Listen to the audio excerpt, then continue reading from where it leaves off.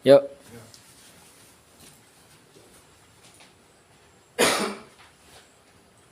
Assalamualaikum warahmatullahi wabarakatuh. Waalaikumsalam warahmatullahi wabarakatuh. Selamat sore kakak-kakak PKB PJOK kelas 10 Kabupaten Ogan Komering Ilir. Insya Allah selalu dirahmati Allah Subhanahu wa Ta'ala. Amin. Di sini langsung saja saya akan sedikit mempresentasikan rencana tindak lanjut saya. Sebelum masuk ke rencana tindak lanjut, saya akan sedikit menjelaskan tentang visi guru PJOK. Visi guru pendidikan jasmani, olahraga, dan kesehatan yang berpusat pada peserta didik itu mencerminkan pendekatan yang mengutamakan kepentingan dan perkembangan siswa sebagai pusat dari setiap program kegiatan yang dijalankan. Dalam konteks ini, seorang guru PJOK diharapkan tidak hanya fokus terhadap aspek akademik, tetapi juga pada peningkatan fisik, mental, dan sosial siswa melalui berbagai kegiatan yang melibatkan seluruh potensi yang ada di sekolah. Sekarang saya akan menyampaikan tentang rencana tindak lanjut yang akan saya ambil. Itu adalah tentang program latihan kebugaran jasmani dalam aspek kecepatan dengan aktivitas lari sprint 100 meter. Latar belakang program latihan kebugaran jasmani pada aspek lari sprint ini akan dilaksanakan oleh siswa kelas 11 di SMA Negeri 3 Mesuji Raya. Hal ini adalah untuk memiliki dasar yang kuat dalam pengembangan kemampuan fisik siswa untuk mencapai performa maksimal dalam lari jarak pendek yang akan diukur dalam lari 100 sprint, karena termasuk salah satu cabang dalam atletik yang memerlukan kekuatan, kecepatan, daya tahan, dan koordinasi tubuh yang sangat tinggi. Program latihan lari sprint dirancang untuk meningkatkan aspek-aspek tersebut secara spesifik sehingga siswa dapat mencapai kecepatan maksimal dalam waktu yang singkat. Tujuan program rencana tindak lanjut saya yang saya ambil adalah kebugaran jasmani tentang aspek kecepatan dalam lari. Yang berfokus pada kecepatan dalam aktivitas lari bertujuan untuk meningkatkan kemampuan fisik dalam berlari cepat. Berikut ini adalah beberapa tujuan yang akan saya rancang. Yang pertama yaitu untuk meningkatkan kecepatan lari siswa. Tujuan utamanya adalah meningkatkan kemampuan siswa dalam berlari cepat melalui latihan lari sprint dan teknik berlari yang benar. Latihan ini bertujuan untuk mengurangi waktu tempuh pada jarak pendek 100 meter. Untuk indikator keberhasilannya yaitu terjadi peningkatan waktu lari pada tes kecepatan 100 meter dibandingkan dengan waktu pengukuran awal. Selanjutnya, dan ini yang keempat yaitu capaian langkah-langkah dan hasil yang diharapkan. Untuk capaiannya yaitu meningkatkan kecepatan maksimum yang dapat dicapai dalam jarak sprint 100 meter. Untuk langkah-langkahnya yang pertama yaitu kita melakukan latihan akselerasi, fokus pada teknik start yang cepat dan peningkatan kemampuan akselerasi dalam 20 sampai 30 meter pertama. Yang kedua yaitu latihan lari sprint dengan cara dan posisi diam, latihan push off dan sprint bertahap. Selanjutnya latihan interval, lakukan sprint dengan jarak yang lebih panjang. Latihan kecepatan maksimal yaitu latihan sprint dengan intensitas penuh untuk meningkatkan kecepatan puncak. Itu dengan latihan lari sprint 30 meter dengan intensitas 100% dan pemulihan penuh. Selanjutnya hasil yang diharapkan yaitu peningkatan waktu yang lebih cepat pada jarak sprint tertentu. Meningkatnya kemampuan untuk mencapai kecepatan puncak lebih cepat setelah akselerasi. Ini struktur program dan rekan sejawat. Yang pertama yaitu struktur program latihan. Itu lari sprint dan latihan dapat dibagi ke dalam beberapa komponenti yang mencakup berbagai aspek kebugaran jasmani. Program ini harus dirancang untuk memastikan setiap anggota komisi dapat belajar dan berkembang dan berlatih dengan cara yang aman, efektif, dan berkelanjutan. Yang A itu pengenalan dan tujuan program, menyusun jangka untuk hasil jangka pendek dan hasil jangka panjang, seperti meningkatkan waktu lari sprint untuk meningkatkan kekuatan otot kaki. Untuk tujuannya yaitu belajar tentang pentingnya kekuatan, kecepatan, dan teknik dalam lari sprint. Contoh, meningkatkan waktu sprint 100 meter dalam 1 bulan, ini yang saya ambil, atau meningkatkan daya otot kaki. Yang B, pembagian program latihan. Itu ada beberapa pembagian ya. Yang pertama latihan teknik drill. Itu fokus pada peningkatan teknik berlarinya, seperti posisi tubuh yang tepat, pergerakan kaki, dan koordinasi tangan pada saat melakukan lari. Terus latihan seperti squat close, dead pile, dan box jump. Itu tujuannya untuk meningkatkan daya ledak dan kekuatan otot untuk akselerasi dan kecepatan maksimal. Selanjutnya latihan kecepatan atau speed walk. Itu sprint 40 meter dengan 20 detik pemulihan. Ulangi sebanyak 5 kali. Tujuan ini untuk meningkatkan kecepatan sprint dan kemampuan tubuh dalam mempertahankan kecepatan tinggi dalam jangka waktu yang singkat. Yang selanjutnya yaitu latihan akselerasi, yaitu berfokus pada kemampuan untuk mempercepat dari posisi diam, yaitu seperti jongkok atau berbaring, kemudian sprint dengan intensitas penuh sejauh 20 sampai 30 meter. Tujuannya adalah untuk mengembangkan kemampuan untuk mencapai kecepatan maksimal dengan cepat. Selanjutnya, yang ini yang selanjutnya yang C yaitu jadwal latihannya. Jadwal latihan disusun berdasarkan frekuensi dengan intensitas latihan yang diperlukan. Biasanya program sprint membutuhkan latihan intensif 4 kali dalam 1 minggu. Cuman ini saya ambil 2 atau sampai 3 kali. Untuk yang D itu metode pelaksanaannya. Yang pertama pendekatan individual dan kelompok. Latihan dapat dilakukan baik secara individu untuk memantau peningkatan pribadi maupun kelompok untuk meningkatkan semangat kompetitif dan kerja sama. Selanjutnya pendekatan progresif itu dilaksanakan secara bertahap. Yang pertama dari awal latihan itu hanya berfokus pada teknik dasar dan peningkatan daya tahan. Kemudian beralih ke latihan intensitas tinggi untuk latihan kecepatan. Selanjutnya pemantauan perkembangan. Setiap sesi akan dilanjutkan dengan evaluasi untuk mengukur kemajuan siswa. Jadi selama latihan pada tes awal tadi, ketika melakukan latihan, adakah kemajuan yang dilakukan oleh siswa? Yang E, peran rekan sejawat dalam komunitas belajar, yaitu berperan penting dalam memberikan dukungan kita sosial dan motivasi yang perlu dalam menjalani program. Jadi saling berkolaborasi. Selanjutnya, dan ini kapasitas yang dimiliki oleh sekolah saya yaitu di SMA 3 Mesuji Raya. Yang pertama yaitu kapasitas sumber daya manusia atau SDM, yaitu ada kualitas tenaga pengajar yang insya Allah sekolah memiliki kapasitas dalam hal jumlah dan kualitas tenaga pengajar yang kompeten dan berpengalaman dalam bidangnya masing-masing. Staf pendukung selain guru, sekolah kami juga memiliki staf pendukung seperti pustakawan, administrasi, dan petugas kebersihan yang berperan penting dalam kelancaran operasional sekolah.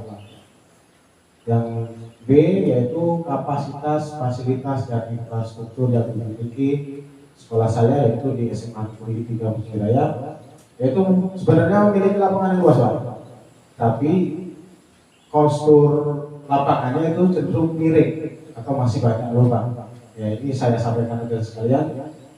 Selanjutnya yaitu kapasitas kurikulum yang relevan dan berkualitas. Sekolah kami memiliki kapasitas untuk merancang dan mengimplementasikan kurikulum yang sesuai dengan kebutuhan perkembangan siswa serta tuntutan zaman. Yang ketujuh yaitu rencana evaluasi program. Tujuan evaluasi program yaitu yang pertama mengukur pencapaian tujuan program yang telah ditetapkan. Kalau saya tadi kan yaitu peningkatan kecepatan lari, teknik berlari yang efisien, dan ketangkasan siswa. Yang B menilai efektivitas metode yang saya laksanakan yang digunakan dalam kegiatan latihan. Kedua, indikator keberhasilan. Evaluasi akan dilakukan dengan mengukur pencapaian indikator keberhasilan, di antaranya yaitu yang pertama itu indikator keberhasilan peningkatan kecepatan lari. Mengukur waktu yang diperlukan siswa untuk menyelesaikan tes lari sprint 100 meter pada awal dan akhir program. Jadi di awal dites dia kemampuan 100 meternya misal dapat 60 detik atau 70 detik. Nah, nanti setelah dia melakukan program latihan apakah berkembang jadi lebih cepat. Itu indikator yang pertama. Yang kedua yaitu peningkatan teknik lari. Karena mengamati perbaikan teknik lari siswa termasuk postur tubuh, langkah kaki, penggunaan lengan dan keseimbangan saat berlari. Jadi selain kita hasil kecepatan larinya yang kita itu adalah peningkatan lari tekniknya, dari dia bagaimana langkah kakinya, penggunaan lengan saat berlari dan keseimbangannya. Yang selanjutnya peningkatan daya tahan otot kaki. Mengukur apakah siswa dapat berlari dengan lebih lama atau lebih cepat pada akhir program dibandingkan dengan kondisi awal. Misal dalam latihan interval atau lari jarak lebih panjang. Selanjutnya peningkatan kecepatan reaksi, yaitu nilai apakah siswa dapat bereaksi lebih cepat terhadap stimulus, misalnya fluid atau lampu indikator dalam tes reaksi. Nah, mungkin ini saya ambil menggunakan fluid. Kalau lampu indikator kita nggak punya. Selanjutnya metode evaluasinya yaitu ada beberapa metode. Yang pertama evaluasi kuantitatif, yaitu tes kecepatan lari. Tesnya yang pertama lari sprint pada awal dan akhir program tadi, perbandingan waktu menunjukkan seberapa banyak peningkatan yang dicapai. Yang kedua tes kecepatan reaksi, yaitu uji waktu reaksi siswa dengan menggunakan stimulus fluid atau sinyal suara. Uji ini dilakukan pada awal dan akhir program juga untuk melihat perkembangan dalam kecepatan reaksi. Selanjutnya kemungkinan tantangan yang akan dihadapi dalam komunitas belajar. Yang pertama yaitu mungkin keterbatasan fasilitas dan infrastruktur, karena di sekolah saya untuk fasilitas dan infrastrukturnya masih kurang memadai, dari segi lapangan, bola, terus siswanya yang agak lumayan tuh anak SMA ya Pak. Jadi yang kedua tentang masalah cedera atau masalah kesehatan. Jadi nanti yang saya takutkan apabila saya melakukan latihan atau program latihan saya lakukan tidak tepat, itu bisa mengakibatkan cedera atau masalah kesehatan pada siswa. Yang ketiga, kesulitan dalam membangun kebiasaan latihan karena konsentrasi siswa. Pengurangan partisipasi di awal program mungkin peserta antusias, tetapi seiring berjalannya waktu yang dalam saya lakukan 1 bulan, mungkin mereka bisa kehilangan motivasi atau kelelahan. Karena dari awal yang biasanya jarang melakukan program latihan tentang kebugaran, tiba-tiba dilakukan dengan program latihan selama 1 bulan. Itu yang menjadi tantangan yang sangat besar. Selanjutnya yaitu dengan penutup harapan dan komitmen yang saya ini adalah program ini diharapkan dapat meningkatkan kebugaran jasmani siswa memperbaiki teknik lari mereka, dan memberikan manfaat jangka panjang dalam kehidupan sehat mereka. Komitmen dari semua pihak, guru, siswa, dan orang tua sangat penting untuk keberhasilan program ini. Kesimpulannya, dengan pelaksanaan yang terstruktur dan evaluasi yang baik, program ini diharapkan akan memperbaiki kecepatan lari siswa serta meningkatkan kebugaran jasmani secara keseluruhan. Keterampilan yang diperoleh dari program ini akan bermanfaat dalam kehidupan sehari-hari dan berbagai cabang olahraga.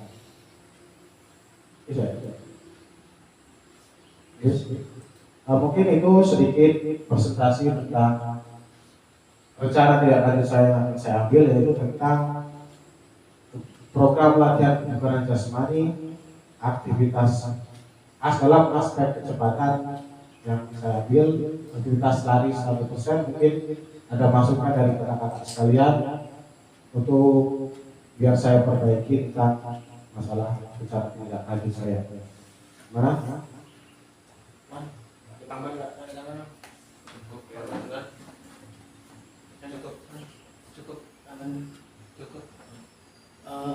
Baik, Kak Rian, tambahan sedikit mungkin untuk kemungkinan tantangan yang akan dihadapi dalam program ini tadi, yaitu mengenai kemungkinan tantangan tadi yang nomor 2, yaitu cedera dan masalah kesehatan. Nah, ini kan resikonya sangat panjang ya Kak, yang berhubungan dengan lari ini. Karena kalau menurut saya itu penyembuhan cedera dari efek lari ini